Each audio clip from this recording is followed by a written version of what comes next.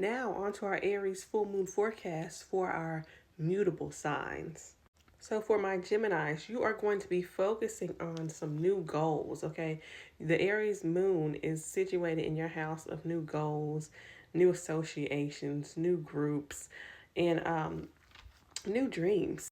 But see, the full moon is conjuncting Chiron in this house, in this area of your life. So you could also feel like, Jupiter's already retrograde in the sign of Gemini. So you feel like you made progress only to regress and lose progress. And now moon is conjuncting Chiron. So you're doubting your goals. Like you're motivated to go somewhere, but now you don't know where you should go or even how to go about it and with whom. Who can you trust? Who is your rock? Who has your best interest at heart?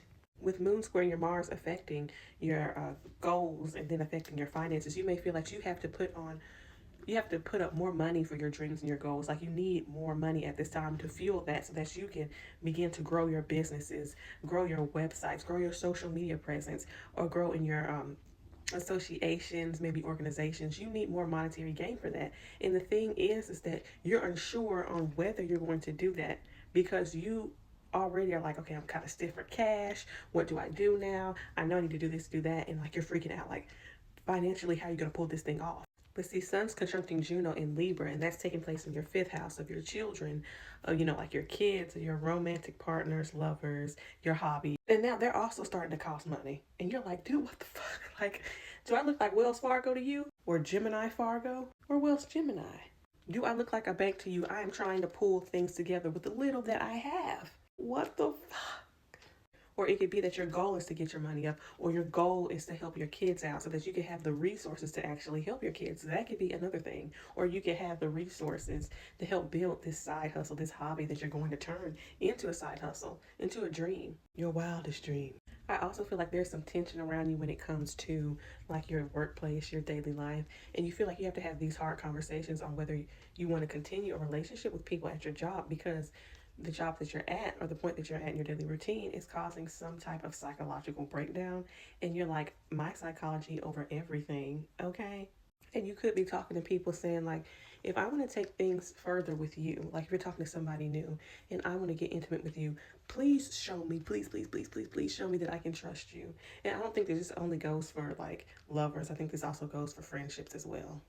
Virgos, my lovely Virgos, I also see that during this time of the full moon in Aries, that you'll be a lot temperamental, a lot intense.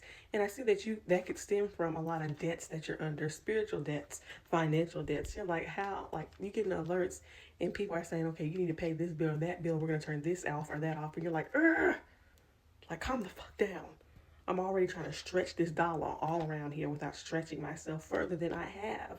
And so you're like, I need to get real with how I make money, how I consolidate my responsibilities. I need to get real with what other types of debts that I have. Like what type of emotional debts do I need to pay? Because not unfortunately, but spiritually, the debts that you have financially are a reflection of what's going on with you because that all links up together because the eighth house is psychology. So psychologically you could be looking at wealth a certain way, or psychologically because the eighth house is in Aries and the moon and Chiron is there, you could be going through a lot of wounds when it comes to your connections with women or your connections to your mom. There's a lot of deep work that needs to be done with that. Either you're too close to her or you're not close enough, or it's just like a toxic cycle, or it's like a toxic cycle that you have with your money or your mindsets around obtaining other people's money, accepting help, that type of thing. Going to a counselor, we all go. Don't feel ashamed. Virgo, you help, but you also need help. Seriously, get some help. But I'm also seeing with the Sun conjunct Juno in Libra that will be going over into your house of resources, your stuff, your things. So you may be in a partnership with somebody to grow your money. Like you want to go into business with somebody, partner with somebody to be in a business, have somebody help you consolidate your finances, or you could be going to counseling and have somebody help you show that you are beautiful or that you are worthy or have the self-worth. Also around this time, I see that somebody could actually buy you something of worth. Maybe some of you guys are getting proposed to, or maybe you guys are buying your own wedding ring. Around this time, I think I'm going to buy some more concealer because that's a beauty product and Libra is beauty. Enough of all that and you guys buying yourself some, because you also have Sun opposing Chiron in your second eighth house. So you're trying to consolidate what's yours versus what's ours, what's mine versus yours, that type of thing. You're trying to understand like the mindsets that I've adapted through the years, where I have derived my self-esteem, does that truly belong to me, or is that something that someone else dumped on me? Is it something that a maternal figure dumped on me, that a paternal figure dumped on me?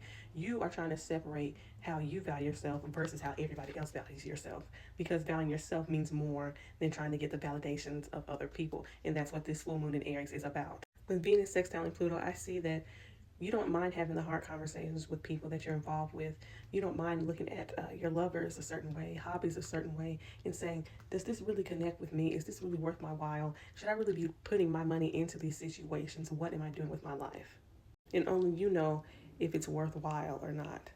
Sagittarius, I see that this Aries full moon is focused around your hobbies, your lovers, your romantic life, your children. So I see that maybe some of you guys are bringing a new baby home, or maybe you're bringing home something new like a new lover, a one night stand. This is an impulsive new moon, full moon, so I could see how that can go. Or you're bringing, you're ushering in some new type of hobby, something that can distract you with.